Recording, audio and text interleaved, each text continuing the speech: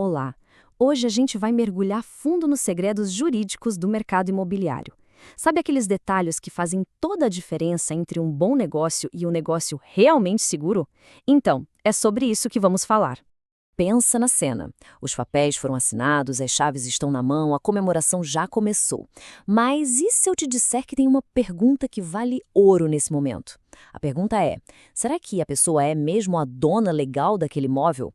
A resposta, olha, pode surpreender. Vamos começar pelo primeiríssimo passo, o mais essencial de todos.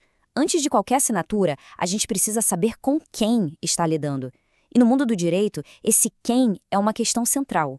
A lei nos dá, basicamente, duas formas de olhar para uma pessoa.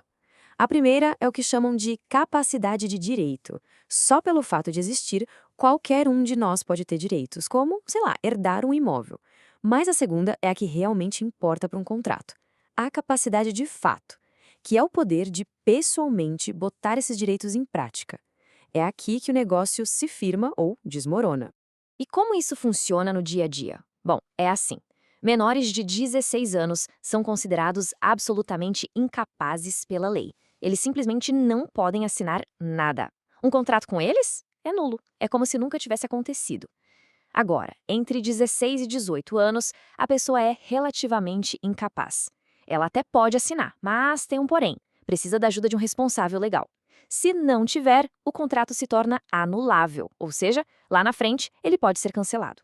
Só a partir dos 18 anos é que a gente fala em capacidade plena. Aí sim, o contrato é válido.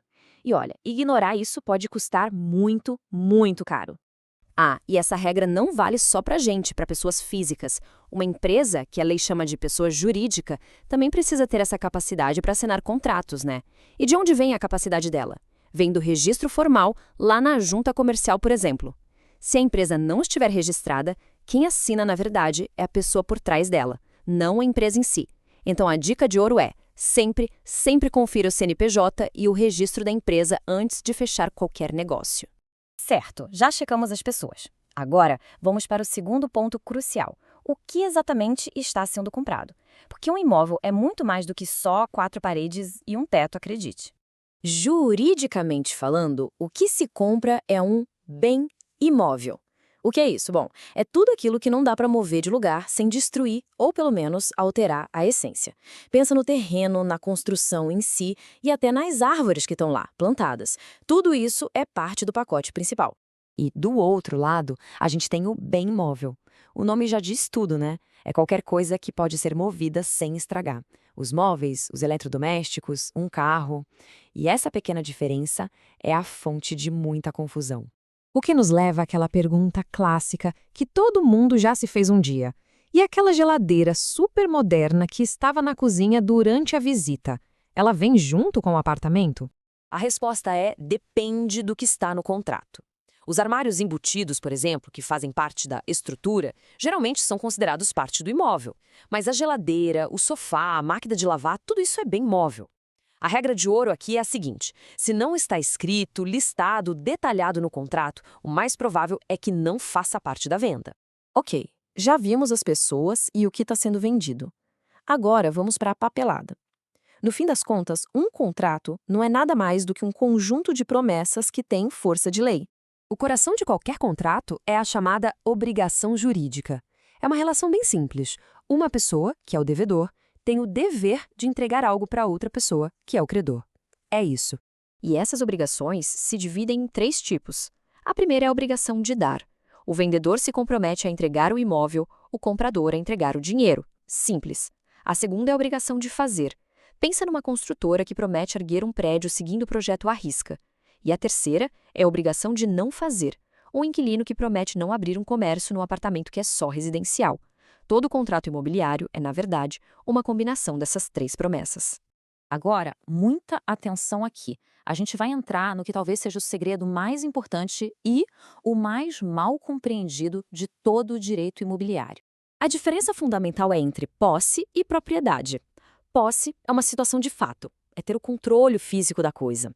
Morar na casa, pagar as contas, cuidar do jardim, agir como se fosse o dono. Já a propriedade é uma situação de direito. É ter o título legal, o nome lá no registro, que dá o poder de usar, de alugar e, o mais importante, de vender o imóvel. Uma coisa é o que parece ser, outra, bem diferente, é o que a lei diz que é. E isso nos leva à regra de ouro, aquela frase que precisa ficar gravada na memória, sabe? Uma regra simples, mas que é absoluta. Se não está registrado, não é o dono. Ponto final. Então, qual é o único caminho para se tornar proprietário de verdade? São 3 passos. Primeiro, assinar a escritura pública num cartório. Segundo, pagar o preço combinado, claro. E o terceiro, que é o passo final e indispensável, levar essa escritura para registrar no cartório de registro de imóveis. É só nesse momento, só depois desse registro, que a propriedade passa legalmente para o nome do comprador. Sem esse último passo, a pessoa tem a posse, as chaves, mas não a propriedade. Mas a gente sabe que nem sempre tudo sai como planejado. E quando as coisas dão errado? O que acontece quando uma daquelas promessas do contrato acaba sendo quebrada? A lei já prevê algumas situações. Tem a mora, que nada mais é do que o atraso. A pessoa paga o aluguel no dia 10 em vez do dia 5. A consequência? Multa e juros. Aí tem o inadimplemento total. É quando a promessa simplesmente não é cumprida. A construtora nunca entrega o apartamento. A consequência que é mais grave, o contrato pode ser desfeito, com pedido de indenização e tudo. E por fim, tem o cumprimento imperfeito. A obrigação é cumprida, mas de forma errada. Tipo entregar um imóvel com problema elétrico grave. Nesse caso, a outra parte pode exigir os reparos ou um bom desconto no preço. Então, para a gente fechar e resumir os pontos-chave para um negócio seguro. Primeiro, verificar sempre a capacidade jurídica de todo mundo que vai assinar. Segundo, ler o contrato com muita atenção para saber exatamente o que está incluído. Terceiro, entender de uma vez por todas que ter as chaves, a posse, não é a mesma coisa que ser o dono. A propriedade de verdade só vem com registro oficial. E por último, ter sempre em mente que um contrato bem feito e claro é a melhor proteção para todo mundo se algo der errado. Agora, o caminho legal para ser dono de um imóvel está mais claro. Mas a próxima pergunta é talvez ainda mais interessante. Depois que o imóvel é seu, o que a lei diz que você tem que fazer com ele? Mas isso já é assunto para outra conversa. Até a próxima!